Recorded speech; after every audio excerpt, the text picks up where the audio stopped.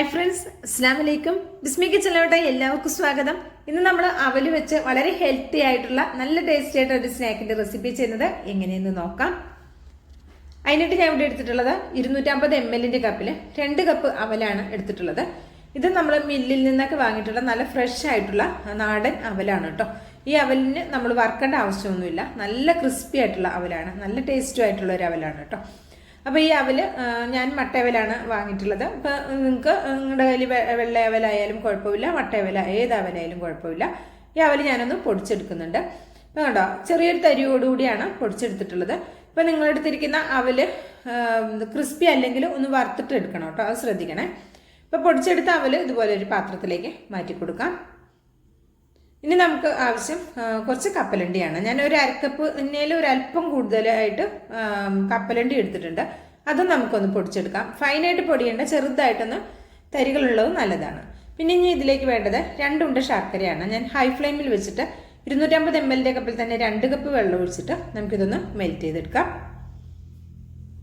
മധുരം നിങ്ങൾക്ക് കൂടുതൽ വേണമെന്നുണ്ടെങ്കിൽ ഒരു 3 ഉണ്ട ശർക്കര അല്ലെങ്കിൽ 4 ഉണ്ട ശർക്കര എടുക്കുക കേട്ടോ. അപ്പോൾ ഞാൻ പാകത്തൊരു മധുരത്തിനാണ് തയ്യാറാക്കുന്നത്. അപ്പോൾ അത് ശർക്കരയൊക്കെ ഇവിടെ മെൽറ്റായി വന്നിട്ടുണ്ട്. ഇനി നമുക്കിത് അടുപ്പിൽ നിന്ന് മാറ്റാം. ഇനി ഞാൻ ഇതുപോലൊരു പാൻ അടുപ്പത്ത് വെച്ച് കൊടുത്തിട്ടുണ്ട്. ഇതിലേക്ക് അരക്കപ്പ് ഫ്രഷ് ആയിട്ട് ചിരകി എടുത്തിട്ടുള്ള തേങ്ങ ചേർത്ത് കൊടുക്കാം. ഫ്രിഡ്ജിലൊക്കെ വെച്ചിട്ടുള്ള തേങ്ങയാണെങ്കിൽ ഒന്ന് പുറത്ത് വെച്ചിട്ട് പിന്നെ ചേർത്ത് കൊടുത്താൽ മതി കേട്ടോ. എന്നിട്ട് ഇതിലേക്ക് 2 ടേബിൾ സ്പൂൺ വെളുത്ത എള്ളു കൂടെ ചേർത്ത് കൊടുക്കുന്നുണ്ട്. കയ്യിലുണ്ടെങ്കിൽ ചേർത്ത് കൊടുക്കുക, നല്ല ടേസ്റ്റാണ്. ജസ്റ്റ് തേങ്ങ ഒന്ന് ചെറുതായി ചൂടായി വരുമ്പോൾ ഇതിലേക്ക് നമ്മൾ മെൽറ്റ് ചെയ്ത് വെച്ചിട്ടുള്ള ശർക്കര പാനി ചേർത്ത് കൊടുക്കുക. ഒന്ന് അരിച്ചിട്ട് ചേർത്ത് കൊടുക്കുക കേട്ടോ. അപ്പോൾ എന്തെങ്കിലും കരടുകളൊക്കെ ഉണ്ടെങ്കിൽ പോയിക്കോളൂ.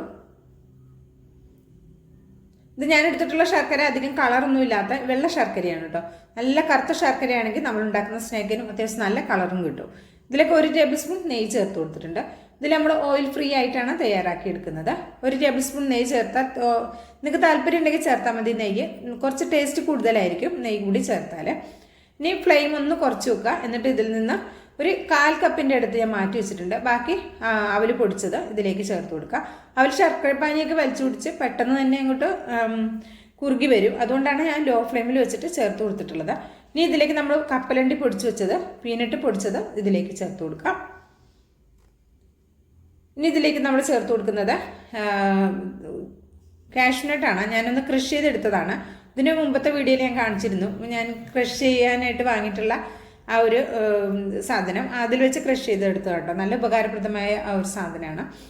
അപ്പോൾ ഞാനിത് ക്രഷ് ചെയ്തത് കൂടെ ചേർത്ത് കൊടുത്തിട്ടുണ്ട്. ഇനി ഇതിലേക്ക് ഫ്ലെയിമിൽ ഓയിൽ തന്നെയാണ് വെച്ചിട്ടുള്ളത്. 1 ടീസ്പൂൺ ഏലക്കയുടെ പൊടി ചേർത്ത് കൊടുത്തിട്ടുണ്ട്. ഇതെല്ലാം കൂടെ നന്നായിട്ടൊന്ന് മിക്സ് ചെയ്തെടുക്കാം. നമുക്ക് ഇനി ഇത് കുക്ക് ചെയ്തെടുക്കാനുണ്ട്. അതുകൊണ്ട് ഒരുപാട് ടൈം ഇട്ട് നമ്മളിത് വെള്ളം വറ്റിച്ച് ഇങ്ങനെ ഇതാക്കുകയൊന്നും വേണ്ട. അത്യാവശ്യം ഇതേപോലെ നന്നായിട്ട് ഡ്രൈ ആയി വന്നിട്ടുണ്ട്. ചെറിയൊരു നനവുണ്ട്, അത് കുഴപ്പമില്ല. ഇത് തണുക്കുന്ന സമയത്ത് റെഡി ആയിക്കോളൂ കേട്ടോ. അപ്പം ഞാൻ ഇതൊന്ന് മാറ്റി വയ്ക്കുന്നുണ്ട്. ഫ്ലെയിം ഓഫ് ആക്കിയിട്ടുണ്ട്, ചൂടാറാൻ വേണ്ടി മാറ്റി വെച്ചിട്ടുണ്ട്. അപ്പം ഇതിലേക്ക് ഞാൻ എടുക്കുന്നത് ഒരു വലിയ നേന്ത്രപ്പഴമാണ്. നേന്ത്രപ്പഴം ഇതുപോലെ ഒന്ന് ചെറുതായിട്ട് കട്ട് ചെയ്തെടുത്തിട്ടുണ്ട്. ഒരു പാൻ വെച്ചിട്ടുണ്ട്. അതിലേക്ക് 1 ടേബിൾ സ്പൂണോളം വരുന്ന നെയ്യ് ചേർത്ത് കൊടുക്കാം. എന്നിട്ട് നമുക്ക് ഈ നേന്ത്രപ്പഴം ചേർത്തിട്ട് നന്നായിട്ടൊന്ന് വഴറ്റിയെടുക്കണം. ഇനി ഞാൻ നേന്ത്രപ്പഴത്തിലേക്ക് മധുരത്തിനായിട്ട് ശർക്കര ഒന്നും ചേർത്ത് കൊടുക്കുന്നില്ല. നേന്ത്രപ്പഴത്തിന് അത്യാവശ്യം പഴുത്ത പഴമായതുകൊണ്ട് നല്ല മധുരമുണ്ട്. ആ ഒരു മധുരം മതി. പിന്നെ നമ്മൾ എന്താ പറയുക, നമ്മൾ നേരത്തെ കാഷ്യൂനട്ടും അവലും ഒക്കെ നമ്മൾ ശർക്കര പാനിയിലാണ് റെഡിയാക്കി എടുത്തിട്ടുള്ളത്. അപ്പോൾ അതിനുള്ള അത്യാവശ്യം മധുരം ഉണ്ടാവും. ഓവറായിട്ട് മധുരം വേണമെന്നുണ്ടെങ്കിൽ 1 ടേബിൾ സ്പൂൺ പൊടിച്ച ശർക്കര നമ്മൾ ഈ പഴത്തിലേക്ക് ചേർത്തൊന്ന് വഴറ്റുമ്പോൾ തന്നെ ചേർത്തിട്ടൊന്ന് മിക്സ് ചെയ്തെടുത്താൽ മതി കേട്ടോ. ഇപ്പോൾ ഞാൻ അതവിടെ മാറ്റി വെച്ചിട്ടുണ്ട്. പഴത്തിൻ്റെ ചൂടും കൂടി ഒന്ന് ആറണം. പിന്നെ നമ്മുടെ അവലൊന്ന് നന്നായിട്ടൊന്ന് കുഴച്ചെടുക്കാം. ഒരുപാട് ടൈമൊന്നും എടുക്കില്ല, പെട്ടെന്ന് തന്നെ കുഴഞ്ഞു കിട്ടും കേട്ടോ. അപ്പോൾ ഇതുപോലെ ഒന്ന് കുഴച്ചെടുത്തിട്ടുണ്ട്. ഈ സമയത്ത് നമ്മുടെ പഴവും ചൂടാറി വന്നിട്ടുണ്ട്. കയ്യിലൊരു അല്പം നെയ്യൊന്ന് ആക്കി കൊടുത്തിട്ടുണ്ട്. അങ്ങനെ വല്ലാണ്ട് ഒട്ടിപ്പിടിക്കൊന്നുമില്ല, എന്നാൽ ജസ്റ്റ് ഒന്ന് ആക്കി കൊടുത്തിട്ടുണ്ട്. അതിന് ശേഷം നമുക്കിതുപോലെ ഒന്ന് ഉരുട്ടിയെടുക്കാം. എത്രയാണോ നിങ്ങൾക്ക് വലിപ്പം വേണ്ടത് ആ രീതിയിൽ ഉരുട്ടിയെടുക്കാം.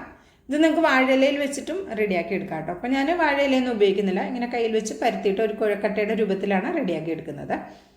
അതിനുശേഷം പഴത്തിൻ്റെ മിക്സ് ഇതിലേക്ക് വെച്ച് കൊടുക്കാം. നിങ്ങൾക്ക് പഴത്തിലേക്ക് തേങ്ങ ശർക്കരയൊക്കെ ചേർക്കണമെങ്കിൽ ചേർക്കാം കേട്ടോ. അപ്പോൾ ഞാൻ അത്യാവശ്യത്തിന് നമ്മൾ അവലിലേക്ക് ചേർത്തിട്ടുണ്ട്. അവൽ പൊടിച്ച് ശർക്കര പാനിലേക്ക് ചേർത്തിട്ടുണ്ട്. അപ്പോൾ പിന്നെ ഞാൻ ചേർക്കുന്നില്ല.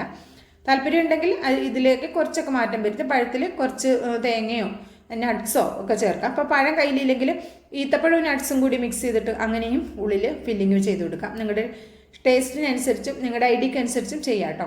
അപ്പോൾ ഞാൻ പഴം വെച്ച് കൊടുത്തുന്നുള്ളൂ. പഴമാകുമ്പോൾ എല്ലാവരുടെ വീട്ടിലും എപ്പോഴും ഉണ്ടാകുന്ന സാധനമാണ്. അപ്പോൾ ഞാൻ ഇത് ആവിയിൽ വേവിച്ചിട്ടാണ് ഇത് എടുക്കുന്നത്. ഒരുപാട് ടൈമൊന്നും എടുക്കില്ല, ഒരു 7 മിനിറ്റ് കൊണ്ട് തന്നെ എനിക്കിത് റെഡിയായി കിട്ടിയിട്ടുണ്ട്. ഇത് ഒട്ടിപ്പിടിക്കോ പാത്രത്തിൽ ഒട്ടിപ്പിടിക്കോ ഒന്നുമില്ല. അങ്ങനെ പേടിയിട്ടുണ്ടെങ്കിൽ ആ പാത്രത്തിൽ ഒരു അല്പം നെയ്യാക്കി കൊടുത്താൽ മതി. ഒരു 7 മിനിറ്റ് കൊണ്ട് ഇത് എനിക്ക് റെഡിയായി വന്നിട്ടുണ്ട്.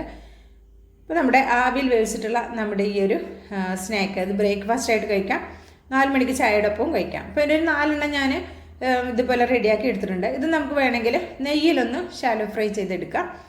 1 ടേബിൾ സ്പൂൺ നെയ്യ് മാത്രം മതി ഇതിലേക്ക്. ആ ബ്രഷിലൊന്ന് കുറച്ച് ആക്കിയതിന് ശേഷം ചട്ടിയിലേക്കൊന്ന് ആക്കി കൊടുക്കുന്നുണ്ട്. അതിനുശേഷം നമ്മളിവിടെ റെഡിയാക്കിയിട്ടുള്ളത് ഇങ്ങനെ വെച്ച് കൊടുക്കാം. 4 നമുക്ക് ഇതുപോലെയും ചെയ്തെടുക്കാം. അപ്പോൾ ആവിയിൽ വേണ്ടാന്നുണ്ടെങ്കിൽ നിങ്ങൾക്ക് ഇങ്ങനെയും ചെയ്തെടുക്കാമെന്നാണ് ഞാൻ കാണിച്ചു തരുന്നത്.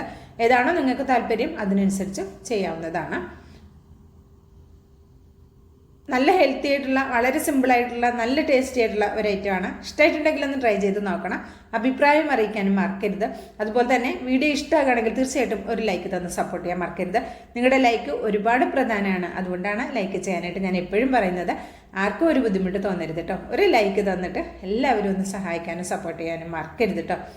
ഇപ്പോൾ ഇതേ മുഴുവനും ഇവിടെ റെഡിയായി വന്നിട്ടുണ്ട്. അപ്പം ഞാൻ ആവിയിൽ വേവിച്ചത് ഞാൻ ആദ്യം ഒന്ന് പൊളിച്ച് കാണിച്ചു തരാം. നല്ല സോഫ്റ്റാണ്, നല്ല ടേസ്റ്റാണ്, അടിപൊളിയാണ്. അപ്പോൾ ഒരു പ്രാവശ്യമെങ്കിലും അവലും പഴവും ഇതുപോലെ ഇത് പീനട്ട് കാഷ്യൂനട്ട് ഏതാണ് നട്ട്സ് ഏതെങ്കിലും ഒന്നും ഉള്ളെങ്കിൽ അത് വെച്ചിട്ടും തയ്യാറാക്കി എടുക്കാം കേട്ടോ. നല്ല സോഫ്റ്റ് ആയിട്ടുള്ള ഈ ഒരു സ്നാക്ക് ഇഷ്ടമായിട്ടുണ്ടെങ്കിൽ ട്രൈ ചെയ്ത് നോക്കണം. അഭിപ്രായം അറിയിക്കാനും ലൈക്ക് ചെയ്യാനും പിന്നെയും പറയുകയാണ് ഞാൻ ലൈക്ക് ചെയ്യാനും മറക്കരുത്. അതെ, നമ്മൾ അല്പം നെയ്യിലൊന്ന് ഫ്രൈ ചെയ്തതും കൂടി പൊട്ടിച്ച് കാണിച്ചു തരാം. അപ്പോൾ ബിസ്മി കിച്ചൺ എന്ന യൂട്യൂബ് ചാനൽ സബ്സ്ക്രൈബ് ചെയ്ത് കാണുന്നതിൻ്റെ എല്ലാ പ്രിയ കൂട്ടുകാരും ഒന്ന് സബ്സ്ക്രൈബ് ചെയ്തിട്ട് അടുത്ത് വരുന്ന ബെല്ലൈക്കൺ എനേബിൾ ചെയ്ത് വെച്ചാൽ നമ്മളിടുന്ന വീഡിയോസിൻ്റെ നോട്ടിഫിക്കേഷൻ നിങ്ങളിലേക്ക് കറക്റ്റ് എത്തും. അപ്പോൾ ഇൻഷാ അല്ലാഹ് അടുത്ത നല്ലൊരു അടിപൊളി വീഡിയോ ആയിട്ട് എത്തുന്നതായിരിക്കും. എല്ലാവർക്കും നന്ദി, നമസ്കാരം.